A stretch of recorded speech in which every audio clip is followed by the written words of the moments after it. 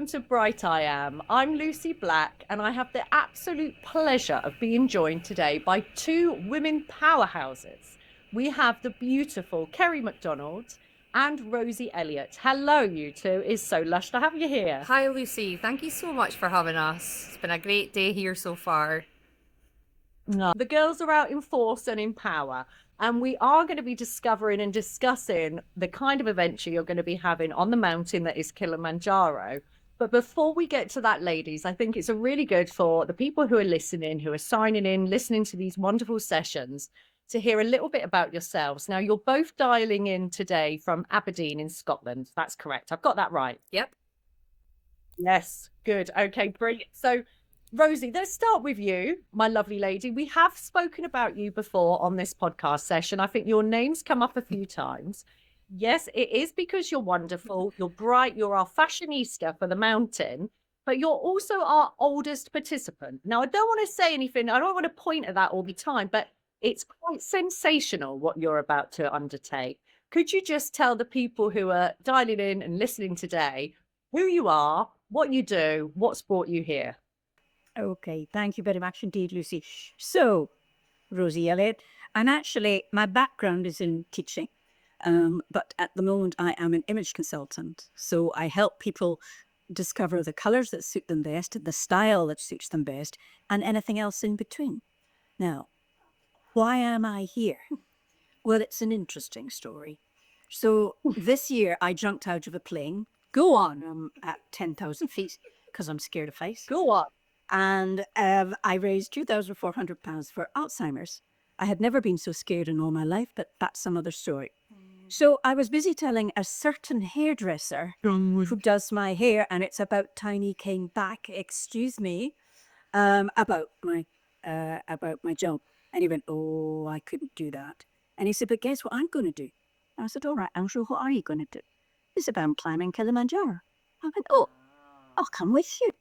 The Andrew again. It's Naughty Andrew. His name keeps coming up. He influenced me too. And so you decided on the spot, mid-hair session after jumping out of a plane, Rosee, that was it, doing it. I love it. Oh, I think Rosie's left the building. She's gone. Where's she gone? It's in the middle of nowhere, Lucy, seriously. I was at her house at the weekend and she's in the sticks. Okay, so it's connection. It's possibly a Wi-Fi connection. Yeah, hopefully she's not gone to jump out of another plane. But while she's trying to connect and rejoin, I mean, you've got to love the woman. She's fantastic. She is. She's a definite inspiration. Yeah, to us all, and for everyone to look up to think, wow, this woman has said yes, and then she's worked out the steps to achieve it. I mean, she's a local legend here. Is she? That's so beautiful. So, Cerri, you live close to Rosee, and I saw that actually you've been on walks and training treks together. But just tell everyone who's listening a little bit about yourself. How did you become part of this wonderful adventure? Well, it is good old Andrew Barton style again. He certainly influenced me. But so my background is I'm a marketer and I've got my own marketing agency called Prospect 13. So I attend a lot of events, you can imagine. And there was a fabulous event at Bloom Salon a few weeks ago, probably just even I think it's literally like a month ago. And Andrew was there sharing his story about growing up and the bullying, and more importantly about the impact that it had on how he's become who he is today. And for me, you know, the Prosecco was flowing, there was a lot of chat in the room, it was a really lovely event, but his story just hit hard because I could resonate with it, because my youngest daughter, Katie, when she was 11 back in 2020, she experienced pretty bad bullying, so the whole family was impacted. So listening to Andrew's story, like a pin would have dropped. It was, you know, a phenomenal story. He was so raw and so open, but he was standing there just telling it, and I thought, gosh, that just strikes a chord for me. And then when he said that he was an ambassador for Kidscape and, you know, I'm going to climb Kilimanjaro, and he says, we're looking for people to join us. And I thought to myself, I've been Kilimanjaro for over a year now. A different kind of Manjaro, but I've been on a bit of a weight loss journey using the weight loss medication. So my daughter Becky's killing herself laughing. She's like, wrong Manjaro, mum. But I just said, I think I'm going to do it. And she's like, you're just wanting a selfie with Andrew. Like, I'm going to get a selfie with Andrew anyway. I don't need, to pretend I'm going to climb the mountain to get a selfie with Andrew. You're going to get one at the top of Kilimanjaro with Andrew. So we ended up having a glass of fizz together, and the more he spoke, Lucy, the more I just knew, do you know what? I'm going to do this. I'm up for this. And that was the Wednesday evening. And then by the Friday morning, I'd signed up and paid my deposit. It was a complete knee-jerk decision, but absolutely the right decision. Just amazing.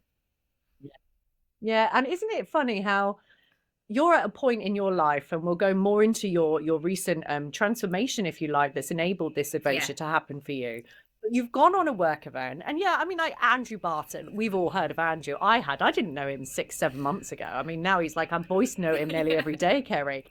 And he's an inspirational man. He's a man with a story. But we were just talking earlier, Carol Sorby and I, he's a magic man. But he is also an authentic, sincere and real man. And he is the best. Him and Josh are the best examples of ambassadors I've ever had the pleasure to work with in this charity sector. Completely agree. And it's real. It was from the heart. He was raw, and he was funny as well. And just, I felt brave and just inspiring. Really inspiring. Yeah. Yeah. And it's this collection. We have this beautiful collection of all different wonderful participants that through one way or another are part of this family now, this family that are taking on this adventure together. And it is really quite beautiful. I don't know where our Rosie's gone. She's out. I'm sure she just turned up then. She did. She came on and she's gone again. It will 100% be the Wi-Fi connection potentially out in her home. It's in the middle of nowhere. Back and beyond. Do you know what? It's all you can do, isn't it? Sometimes things work out, sometimes they don't. But listen, we really want to hear from you. So hang around, get that Wi-Fi, hang around. So we've just found out from you both basically how you've come to be part of this adventure, which is just super and extraordinary in itself, that you know this magic man who's the ambassador of the charity. And now, in a couple of months' time, you are taking on Mount Kilimanjaro. So over to you then, Cerri. What concerns do you have? Because this is a very much a new adventure that you're undertaking.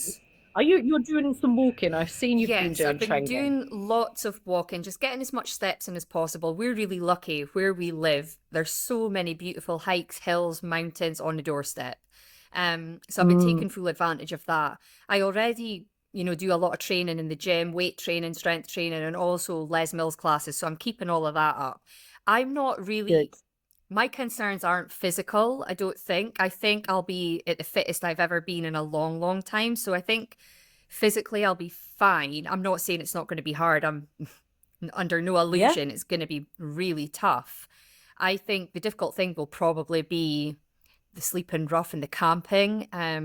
That's nae my style. Like, I like my makeup, I like my hair, I like my fashion. And, I shower 2-3 times a day. I'm probably going to struggle most with that. And like Rosee was just mentioning about the toilet, I pee for Scotland and I drink a lot in a day, and we have to drink even more on the mountain. So we spoke about this at the weekend, Rosee, didn't we? We were talking about how often we're going to be peeing up the mountain and peeing through the night from a tent. It's like, so that's the kind of things that we're working on. But you know what? We've got a brilliant team. They've got lots of advice for us. There's nothing I'm really concerned about. Of course, we've got the dreaded altitude sickness to be contending with, but there's a little part of me don't want to get too much in my head about that, because there's a lot of that is out of our hands. It's out of our control. So I don't believe in concerning myself and worrying about something I can't control. I will 100% take the doctor's advice, the guide's advice, and take heed on all of that to help me as much as I can. But the altitude will either hit you or it won't. And we'll just see what happens. And there is medication. And there's different steps you can take. So you guys will be walking high and sleeping low. This is part of it. And there's tablets. And you have the lovely Alison, who's the UK mountaineering doctor, who'll be with you on this climb. Love her. And she's our fellow Scots lady. So we're going hiking with her soon, actually, aren't we? Not next weekend, but the weekend after. 22nd. That would be beautiful. Yeah. Oh, how lovely. And are you girls sharing a tent then? Are you in this properly together, or are you sleeping separately? Rosee doesn't want to. I was quite happy to sleep with Rosee, but Rosee wants to be on her own, I think. Oh, you can have a cuddle up. I'm Rosie thinking wants to body come heat. in. I'm thinking 2 bodies, 110. I'll stay warm. I'm happy to spoon. But Rosie was like, what if I'm peeing through the night and everything? I was like, Rosie, so will I be. So You can go out together. Get your head torches on, girls. Oh, what an adventure. What an adventure. So you were saying, Rosie, before the internet dropped out there for you, your concern is toilet business, but it's been cleared up on the mountain. Anything else that's worrying you for this trip? Interestingly enough, no, I don't think so. I am so determined that I am going to get there. I dream about it.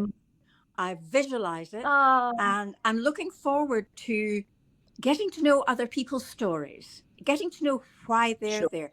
And I think the thing is that there will be so many distractions, hopefully, through the day that we'll forget that Yeah. we're actually walking. As Kerry and I, we went Yep. for our walk last weekend. I don't know whether she's told you. And she said, I'm surprised our tongues weren't tired because we talked the whole way. And we were actually on our feet for 5 hours. So, yeah, I think that that's something that, you know, if one more person says to me, oh, that'll be hard, I think I'm going to Yeah. scream. yeah, we Because know that. what Yeah. might be hard to them may not be hard for me. And I think it's Yeah. all an attitude of mind. I think it's motivational. And I think that it's going to be such an experience. And I have got a surprise for you, Lucy. I remember at one point in time, you said to me, is there anything you can't do? Well, my book that I'm going to write about next year, I'm going to call about my trip up Kilimanjaro, is going to be, is there anything you can't do? Oh, Rosie, I love that. That's just Brilliant. made my week. Oh, and you really are an inspiration in what you've done, the way you conduct yourself, the way your mind is, but in you as well. Like we've been told by Alison, our mountaineering doctor, yes, you might be the oldest person on the mountain, but on paper, you're the most She's fit, fit. Rosie. Like, yes. And I love it. And I honestly, I'm so blessed to be following this story and to see this all happen. And I just can't wait to hear the tales from that mountain. Oh. So as you're both aware, we're going to be capturing footage on the mountain. We're creating a documentary. I keep reminding everybody who's listening here. And those stories within this story, when you're walking along and you're sharing, there will be a new family formed. And I say power to the women. I love it. We've got women on this climb, girls. Yes. Yeah. Good for you. It's marvelous. So, Kerry, tell us just so that we know. You mentioned earlier, is it Majanum? I can't even say it. Manjaro. Munjaro. Yeah. So you were taking, you were having these weight loss injections. Could you talk us through it? And this has enabled you to get to this level of fitness, without a doubt, on the trip. because this would not be happening a year ago if I hadn't been on the Juniper program. I guess I'd reached a point. I think for a long time, I've had troubles with my weight over the years since I was age 14 when I was diagnosed with an underactive thyroid. I've got terrible metabolism. Right. And I'm not going to lie, I got to a stage probably 5-6 years ago that I just thought, I'm tired of beating weight. I'm tired of being upset by it. I'm just going to accept this is me. I'm bigger, big deal. Just that's who I am. And just lived with it, if you like. And then, but last summer, we were on a family holiday and I really struggled. I was probably at the heaviest I've ever been. I was struggling to, just enjoy some of the excursions with my husband, Graham, and my 2 daughters, Becky and Katie. And I had sore knees, I had sore ankles. I was just so super unfit that I thought, I have to do something. So my good friend, Amy, who's a doctor, or more or less a doctor, very clever lady, she knew someone who had been taking Manjaro through the Juniper program and had great results, and basically said, I think this is for you, Kerry. I've looked into it, I've researched it. I wouldn't be recommending something like this if I didn't believe in it. So I think you should give it a go. So I started doing my own research and I was nervous, I'm not going to lie. And I also just was a bit like, I've tried everything over the years. Nothing's worked for me. This won't work either. It's going to cost me a fortune and it's not going to work. But I thought, no, give it a go. So I signed up in September last year and instantly it started working. And I combined the Juniper program because it isn't just a fad diet and stick this injection in and you've got to work hard. It's a tool. The medication's a tool. And Juniper is all about, it's a clinically proven program. They are there. You've got a health coach, you've got a GP and a practitioner to help you. It's all done above board. It's about changing your lifestyle. And so, I'm never out the gym. I've changed how I look at nutrition. Just increasing steps, just small changes that you make in your life to change how I live. And it's transformed it. In 12 months, I've lost over 6 stone. Whoa, hold on a minute. That is a sensational amount. It's crazy. So you've lost 6 stone, but how do you feel in yourself, Cerri? Like, what has it done for you inside? It's the health factor, without a doubt. I mean, I think for every woman, there's always going to be parts of our bodies that we don't like. And I still don't look in the mirror and think, I look amazing. I don't at all. Yes, I can see what I've lost physically in size, but it's just how healthy I feel. Like, I'm sleeping better. I'm mentally more focused. I'm sharper. It's about my health. And I just kept thinking before I was doing it, if I don't do this for me now, what's going to be in 10 years? What kind of situation am I going to be in? I don't want to miss out on experiences in life with my kids and my family and my friends because I'm overweight. So it was about longevity. It was about having experiences and chances to do new things and going on adventures like this. So this would never have been possible. It would never have been possible this time last year. I wouldn't have been physically or mentally able for it. And I wonder as well, Rosee, if you hadn't already jumped out of that plane because you were scared of heights, like we love that about you, Rosee, but if you hadn't already done that skydive, would you have been up for Kilimanjaro? Has that helped get you to here? Or would you have just said yes anyway in that hairdressing shape? That is a really, really interesting point, Lucy. And I was speaking about that to Cerri when we were walking at the weekend. I'm not sure that I would have. I think that once you challenge yourself and you test yourself to do something and you are successful, it's much, much easier the next time to say, yes, I will. And I think that was the case. That's a really interesting key message, I think, for people listening in the world as a greater unit. But what does make me wonder with you two is you've achieved these amounts. What are you going to do after Kilimanjaro? What? I mean, I'm one of them. I'm a leveling up person. I have been all through my life. What's next? What you're going to do with yourself next? My motto is be brave, be bold, be better. And that's what we're all about as a family, as a person, in my business. It's all about the next thing and leveling up. So I don't know what will be next, Lucy. I have no idea. Oh, I can't wait to find out and hear all about it. And then just in other news, honestly, girls, you are absolutely inspirations, each of you individually in your own right. You really, really are. Rosee, I actually have got something to tell you. So I believe it was last week, I've pre-ordered a copy of your book that's coming out. So, because I know that there's limited copies, I just wondered if you would share with the listeners what this book is about, what its title is, what made you write it, maybe just a few things on that, if you wouldn't mind. I certainly would, Lucy. Thank you. And thank you so much for buying my book.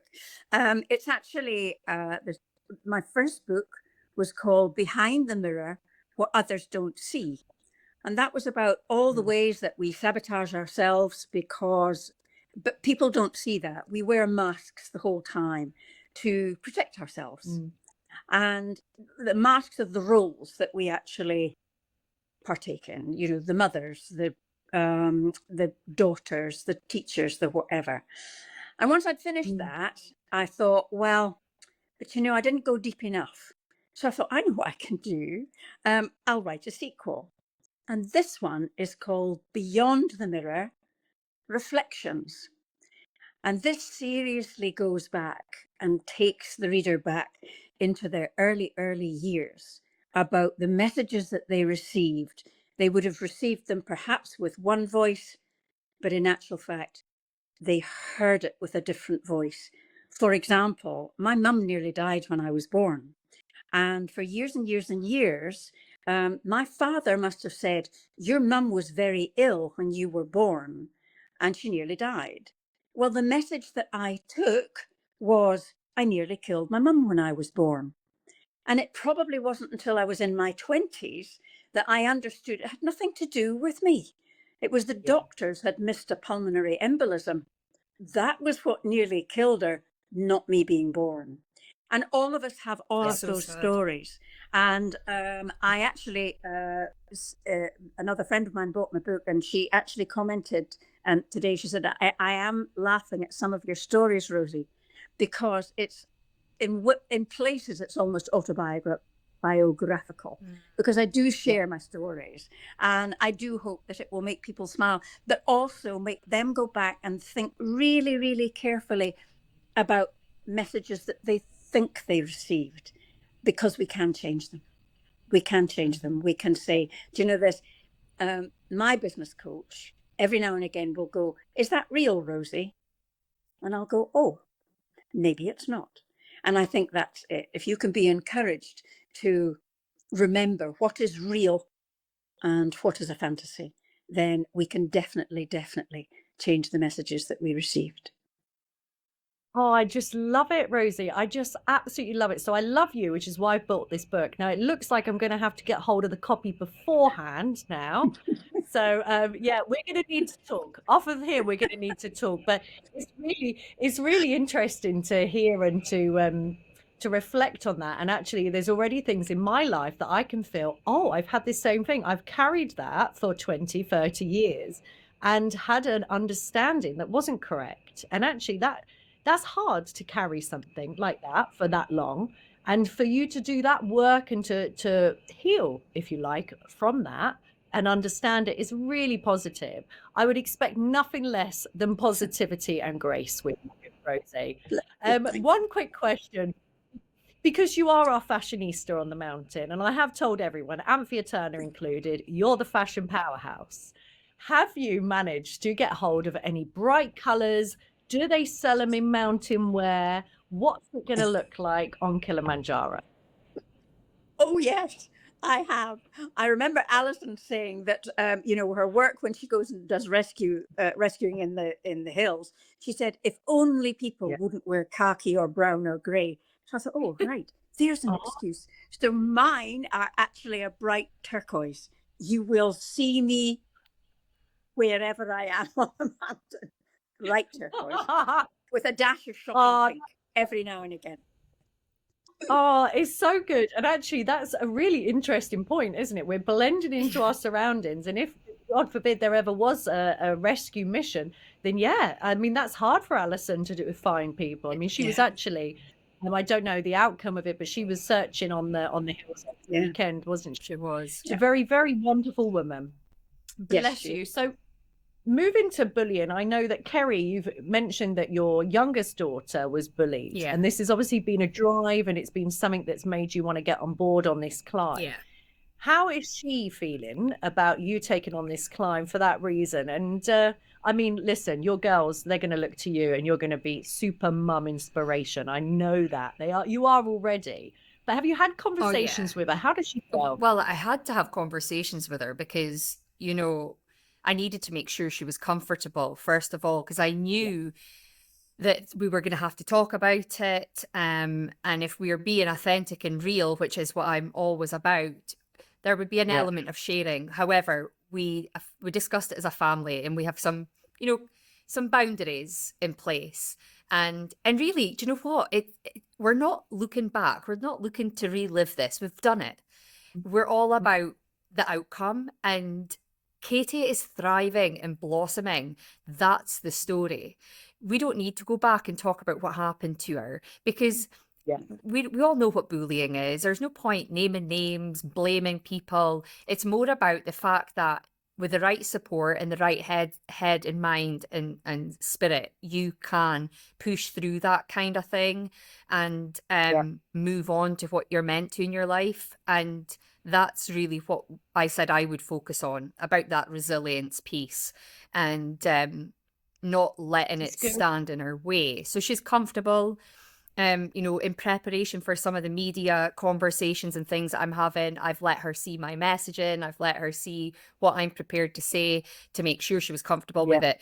But she's totally comfortable. And yeah, you're right. They're both girls and my husband are right behind me. They're Becky not so much on the walk in front and getting on board with coming and giving mum a hand on a trek. But Katie is, and so is my hubby. But yeah, they're everyone's on board with it. They think it's a great way to have a voice and just share experiences. Because sometimes, if I can just help one family to hear this, that maybe helps them to go and take the right steps to support their child in a different way, then I've achieved a lot right there. So that's kind of how we've looked at it. And I think what's really interesting about your story here, Kerry, as you all know, I used to work at Kidscape. I'm now Bright Cause, and I know that there's the service they provide is the parent advice line. And a lot of Kidscape's work, yes, it's working directly with the children, providing the workshops, the support, the resilience in school, in community training. But it's also about supporting parents because, man, doesn't it hurt when your child is suffering? It hurts, and it hurts the whole family because you're watching them hurt and you just want to protect, don't you? You go into protection mode. But there's no parent powerless when it comes to bullying. And it's charities and organizations like Kidscape, including Kidscape, that can just help you with, strategies that you can control, because you're never going to control the external environment of what the bullies are doing or how you're being treated. But what you can control is how it makes you feel, how you behave from it, and the steps you take to protect yourself. So for us as a family, it was all about creating a safe space for Katie at home so that she could come in, close the door, and offload to us. And we just tried to make family life as comfortable and as stress-free as possible and help her to make different paths for herself, choose different hobbies, meet different people, get passionate about things that she could control and gravitate towards. And that's what we focused on, and that's what got her through it all, for sure. Yeah, it's beautiful. It's so lovely. I feel like I want to be part of your family, Kerry. It sounds like a really nice place. Can I come in? Absolutely. Open arms. I want to come in and say, yeah, I mean, you're a bit far away, but we'll meet in the middle. I can be your Scottish sister for sure. Yes, I need a Scottish sister. And then Rosee, what about yourself? Because I actually only recently discovered that you were a head teacher in a school for, I think, 15, 20 years in several different. How has bullying affected you in your life, in your story? Have you got any ties to this cause?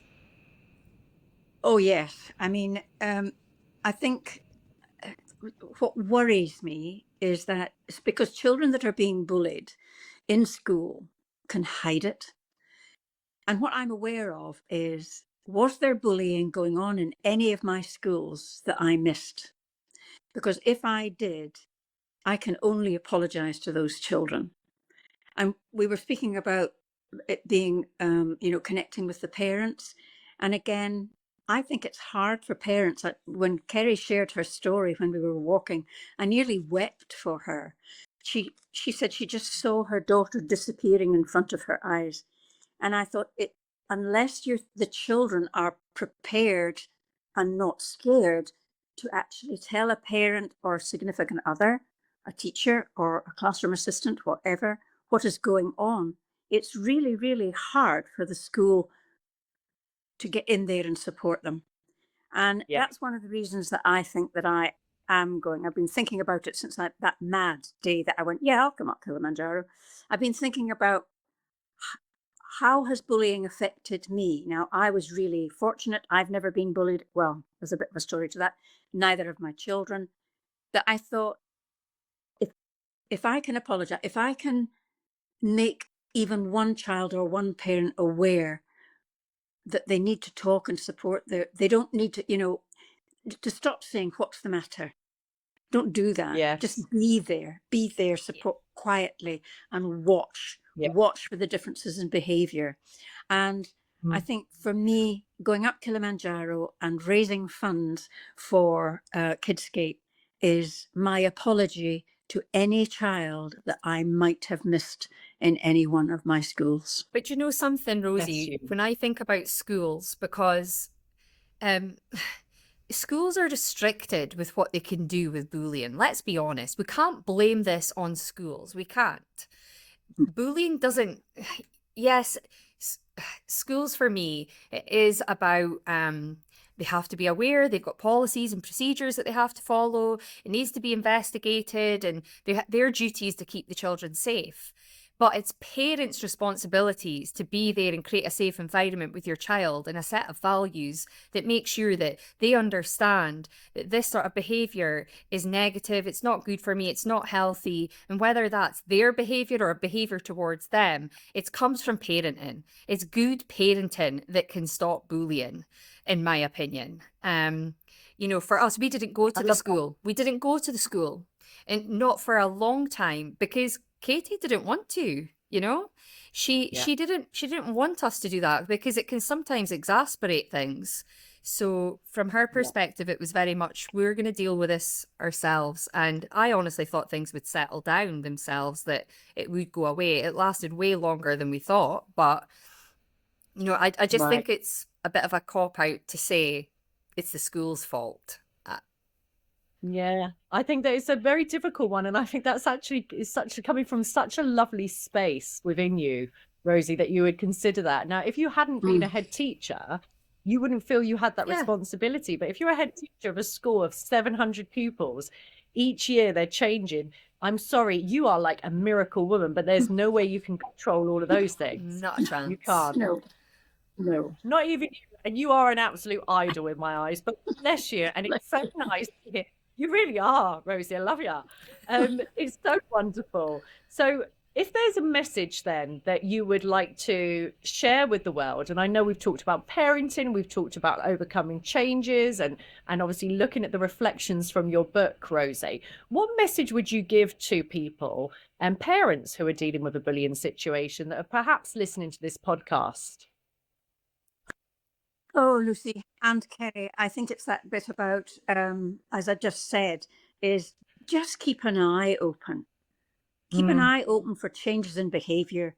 Keep an eye open for that, them taking themselves off to the room. And I know teenagers will do this anyway, taking themselves away from you. It's almost as though they almost feel guilty that they're not managing the situation that they find themselves in. So be patient. If you have the slightest suspicion that something is going wrong and we can do anything in schools to help, go and speak to the head teacher. You know, we are approachable. We would hate the idea that our schools had a reputation that we allowed bullying to go on in our schools. Yeah. And what about yourself, Kerry? What message would you give to a parent who's perhaps dealing with a situation similar to what you had with your youngest? Yeah, it's similar to what Rosie says. You can spot the signs. You know your child. Nobody knows your child like you do, so you can see the behaviors changing. And my strategy was always around creating a really supportive and encouraging environment. That we've always been an open family. We probably overshare. And so I knew she would be open with me. I knew she would tell me things, and she did. And just listening, but really listening, you know, and hearing how it's impacting, and then trying to come up with ways to just help them feel stronger and more resilient inside. And for us, thinking about what that did for Katie, you know, oh my goodness, we are so proud of how emotionally intelligent Katie is, and how her perspective on people and her surroundings and her social awareness.